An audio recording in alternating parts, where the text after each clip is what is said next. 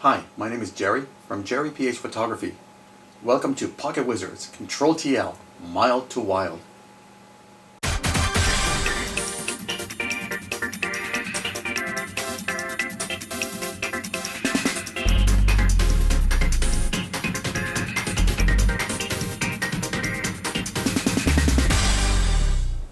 Hi, welcome back to the second in a series of videos about the Pocket Wizard ControlTL units. If you recall, in our last video we were sort of left hanging a little bit because we had a great solution in a single zone ITTL setup, but there were some serious limitations. When we went back and did the dual light setup, we realized that there was no way that I could get individual control over the specific flashes that I wanted to use. No matter what settings I would choose, it would affect the flash globally as a single unit. In this video series, what we're going to do is we're going to introduce the concept of a commander.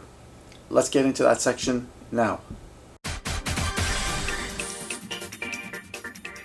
Okay, so I've been talking about these commanders or controllers. What exactly is it? Well, this is something that we're going to stick on top of our camera that's going to let us control the remote flashes.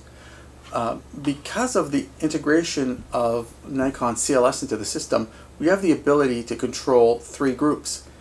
And if you remember when we were taking a look at the section, the last video, when we were taking a look at the Flex CT5s, there's a switch on them that it's identified as A, B, and C. This is where we can tell the system to listen on groups A, B, or C, and I can identify each one of these flashes, for example, to be a member of a specific group. Therefore, when I make an adjustment to that group, it is only to that group. So if I make a change to group A, it does not affect group B or group C, for example. That's from this side here. From here, we have a couple of different choices. We can use, on top of the Mini, we can insert a Nikon speedlight that has a master mode built into it. Now there's a couple of different flashes that support master mode. That's the SB-700, SB-800, SB-900, and the SB-910. The SB-600s do not have a master mode built into them. The SB-400s also do not. So they're sort of reserved to being the remote flashes. Let's start off with the SB-700. I'm not a great fan of this flash and I don't own it for a couple of different reasons. One, the SB-700 is about 1 stop weaker than the SB-600.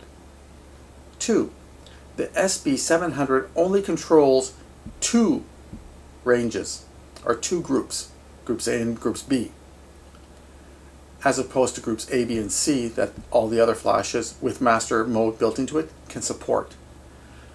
3, the SB-700 cannot mix and match TTL and manual controls. It's one or the other. And the final reason, when used in an off-camera flash scenario, the SB-700 has this weird thing about it where it sort of shoots patterns on the walls along with its light. And so on top of not being a great controller, it's not a very good remote speedlight either. It being weaker and having this weird characteristics of these artifacts that will shoot off with its light. So these patterns, along with the power deficit, kind of makes the SB-700 the red-headed stepchild of the Nikon speedlight family. Which brings me to the Nikon SB-800. The SB-800 I own, and I like it. It's probably one of the stronger speedlights that Nikon has. It has a built-in commander mode, or master mode if you will, and you control everything from the back by the LCD. We'll get back to that in a second. Another one that I like is the SB-900 or the SB-910. Functionally, the two are the same, the 900 and 910, in terms of how they treat their commander mode or their master mode. And what I like about it is it has an interface that's a little bit nicer than the SB-700. It also has the ability to zoom to 200 millimeters as opposed to 105, and it just is a little bit more intuitive in terms of how to use it. So I kind of like the SB-900 a bit better. However, there's a bit of a size difference between the two, and there's a bit of a weight difference as well. There's other kinds of controllers that we can use that are sort of like the middle ground between the zone controllers from Pocket Wizard and the speed lights, and these are units like the SU-800, which is basically the functionality of an SB-800 speed light without the speed light portion of it. What happens is this part here is replaced with an infrared transmitter so that it can be a smaller, lighter version of a controller than this entity. I never liked it, and I never bought one, and let me tell you why. If I'm going to use master mode on top of a speed light, I'm not going to want to have just a smaller version of the SB-800. I'm going to use something a lot smaller. Now, you've already seen the AC3, and in comparison, size comparison between the two and weight comparison, you're talking David and Goliath here. So we don't want to really get into that. What I would prefer doing is, if I'm going to have the choice between an SU-800 and an SB-800, I'm going to take the flash every day. Why? Because I have a fourth group available to me, and that would be the on-camera flash that I could use for a little bit of front fill. Now, it's rare that I do that, and if I need some front fill, I'll always bring an off-camera flash and push it a little bit on center with me. However, in those times where I might want to use it, or if I don't own an AC3 zone controller from Pocket Wizard, but I do happen to have an SB-800, there's my controller. So, same thing for the SB-900. I can use this as a controller. It has a built-in master mode. Now, what are the reasons that I would choose the SB-900 over the SB-800? When it comes time to control the ITTL output of a flash, I can adjust the steps in 1/3 increments with the SB-800. When it comes time to control the output in manual mode, I'm stuck at one-stop outputs, meaning I'm going to go from full to half to a quarter to an eighth to a 16th, 32nd, 64, and 1/128th. There's no 1/3 stop increments between the two. On the SB-900 and 910, of course, I have the ability to go 1/3 stops in ITTL. That's the same as the SB-800. However, when it comes time to talk manual power adjustments, from 1/128th to 1/2, I have 1/3 stop adjustment levels in between. So it's a lot more granular and a lot greater range of controllability. When it comes from 1/2 to full, there's a one-stop jump right there. It doesn't let me go in 1/3 increments here. That's fine, because it's rare that you're going to need stops, 1/3 stop adjustments from the 1/2 to the full output. Normally, when you're at that level, it's going to be either half or full. And I've never found the need for an increment in between there somewhere. So, no big thing. But you can see that this is kind of cool. The SU-800, it has the same thing. It cannot do 1/3 stop increments in manual mode. However, in TTL, it can. Now, the SU-800 has a hefty price of, I think, approximately $250 US. There's a company called Debao, which has made a knockoff of the SU-800. They even call it an SU-800, which is like, wow, if you're going to rip somebody off, why not just even copy their name? Not nice, guys. What they did is they took the SU-800 and did it one better, meaning we have 1/3 stop adjustments in manual mode, something that the real SU-800 doesn't do. So if you absolutely need to have one, and you want one for like about 99 bucks or something like that, it is better, I guess, if you want to do that, to take a look at the Debao instead of the SU-800. Me, if I'm going to have to put something like that on here, I'm going to put a speed light. My preference, though, amongst all my controllers is the Pocket Wizard Zone Controller, which is the AC3. Let's take a look at each one of these and how they work, starting with the SB-800.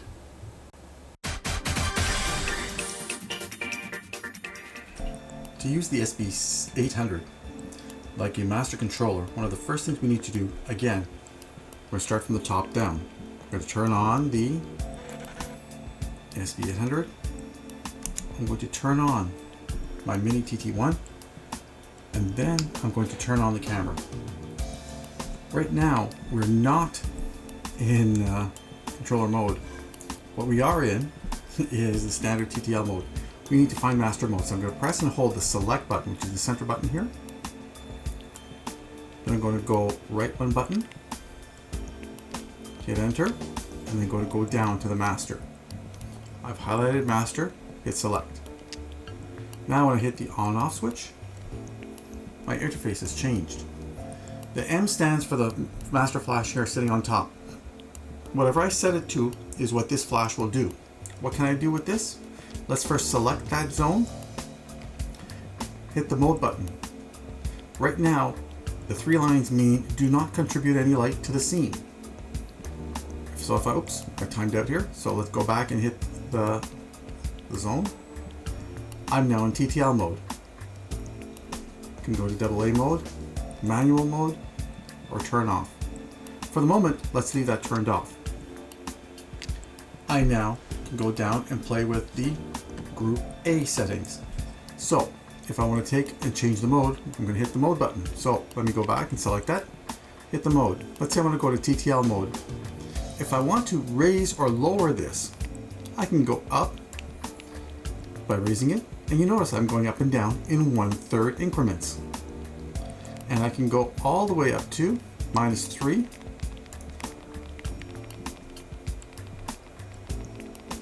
to +3.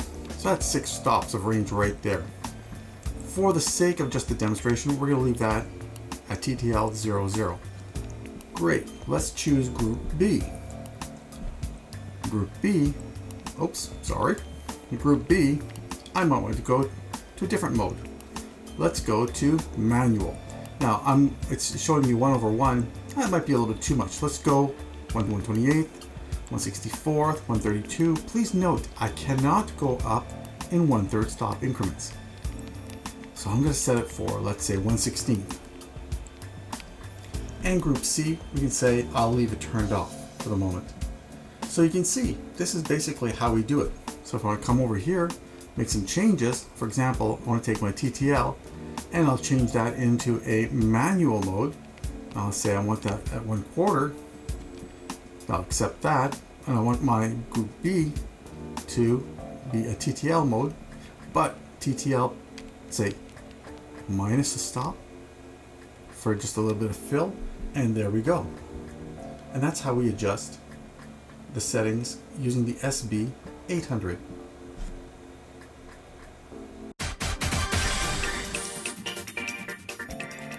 The SB-900 and the SB-910, for all intents and purposes, function very similarly. Again, we're going to go from the top down. We'll start off with turning on our flash, but instead of just stopping here, we don't set our modes in the menuing system, we set them here. So we have off, on, remote, and then master. So now automatically we're in master mode, and you'll see that the screen highlights that just nice. So if I want to do anything here, first we need to highlight. So I'm going to choose our section, or I can go back here and choose and rotate. So now I'm highlighting M. Let's go to the mode, and we can change that so that it does not contribute. And let's go down, and if we can change the modes right from here by rotating the dial as well. So I'm going to accept that. let's go here and hit the next one. Let's change the modes. I'm going to make this one manual. All right, and to change the power, I hit the next button to the right of it, and I can rotate. Now, again, we are in manual mode. Note that I am moving up in 1/3 stop increments in all places except when you're going from half to full.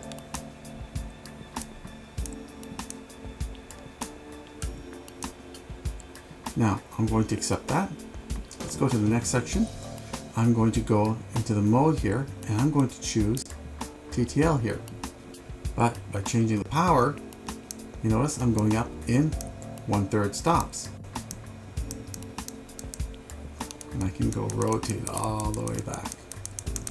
So, plus and minus 3, just like the SB-800. So I'm going to set that to 0.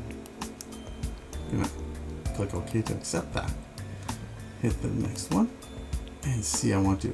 Now, if I wanted to have some front fill, I'm going to select the top or the M. I'm going to define what mode I want it to be in. Let's say I just want a dash of automatic fill. So I'm going to go to TTL and I'll say, whoops, sorry, TTL. And I'm going to select the power settings. I'm going to say I want to have it TTL minus 1 1/3 stops. So it gives me just a kiss of light.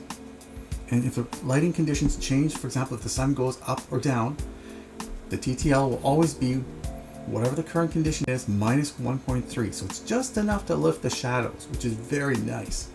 If I happen to have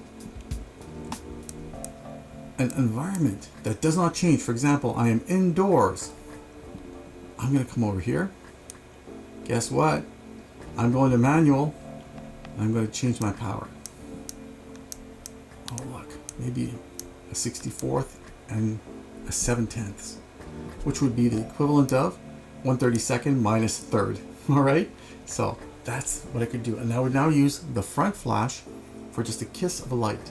Group A would be manual 1/8. Group B would be a TTL at 00. Group C is not contributing any light, so it'd be basically turned off. And the flash on the camera here is giving me this light. So that's how this works with the SB-800.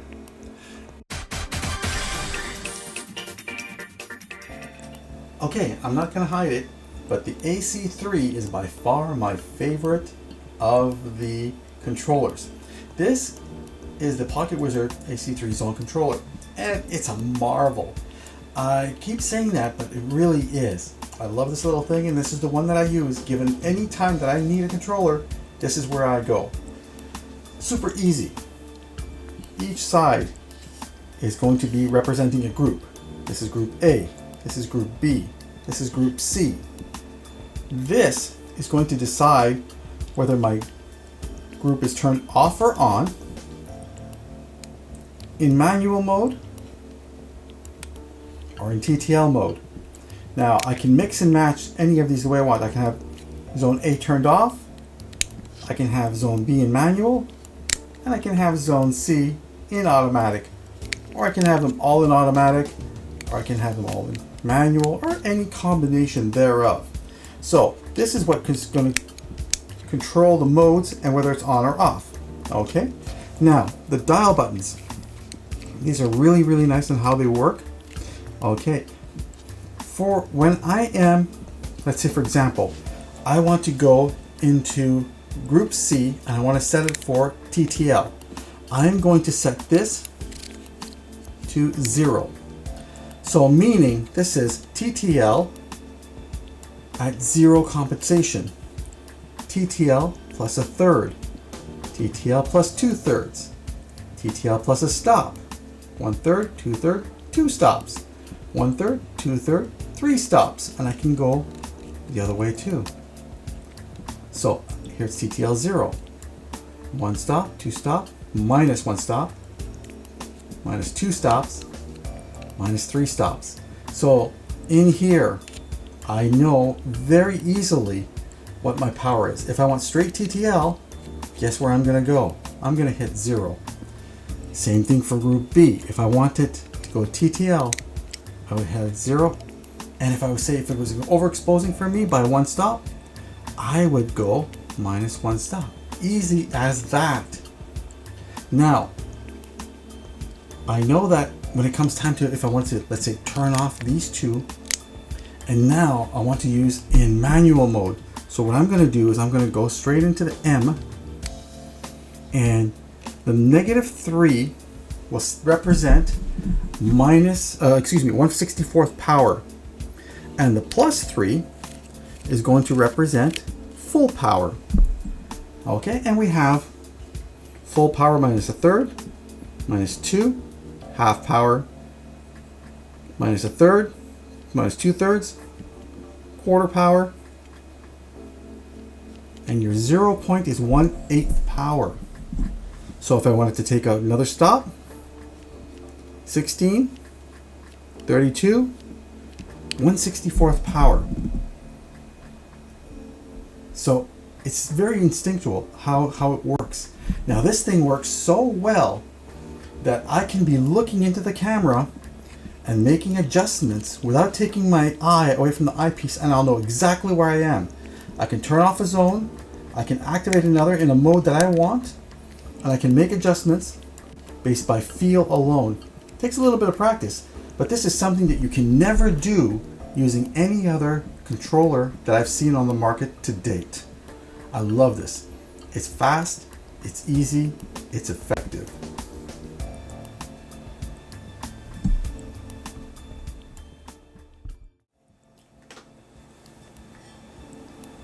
So, we've had a chance now to see how controllers work with the ControlTL units.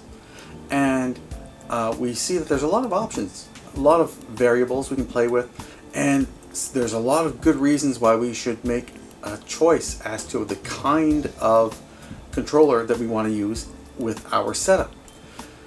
So many of you are probably thinking, if, for example, the SB-900 does everything that the zone controller does, why in the world would I want to use anything else? Plus, I might have the advantage of that 4th light on top of the camera for a little bit of front fill. The answer for me is very simple.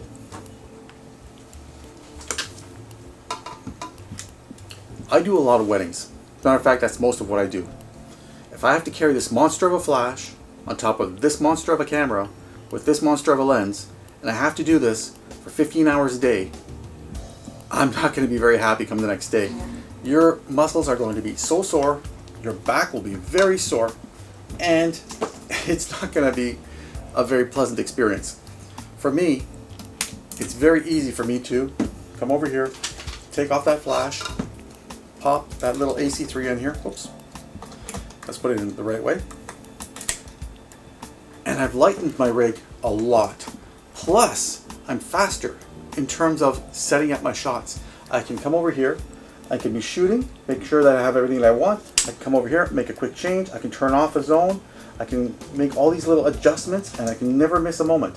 So I don't even have to take my eye from the viewfinder. Like I mentioned, I really do it like that in a live environment. If I was to put an SB3 up there, an SB-900, and try to make all those changes that I do when I do in a dynamic, fast-changing environment like weddings usually are, I'd miss half my shots. I'd spend more time looking at the LCD on the back of the SB-900 than I would be pressing the button, the shutter button.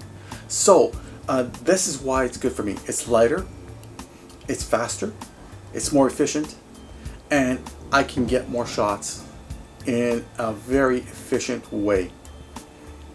So in our next section, we're going to be taking a look at how we can put these setups in use. And until then, I hope to see you again for the next time. I hope you enjoyed it again as much as I like doing this for you. I hope you enjoy it. So have a good one, and I will see you in the next video.